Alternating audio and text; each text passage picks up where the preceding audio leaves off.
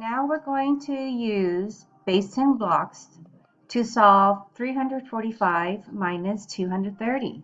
Okay, so starting with 345, we're going to build up that number. 1, 2, 3 hundredths. 1, 2, 3, 4 tenths.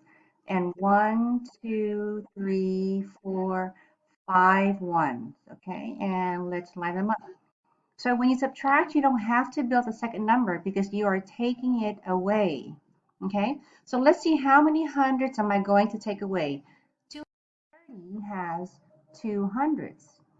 I can take away 2 hundredths. There you go. Now I got to take away 3 tens. So let's go to the tens place. 1, 2, 3. Now I'm going to go to the ones place, and we're not taking away any ones at all. Okay, so using the base 10 blocks picture, 230 to get 115. 100 plus 10 plus 1, 2, 3, 4, 5. Let's see if we get 115. We have 115. Very, very easy.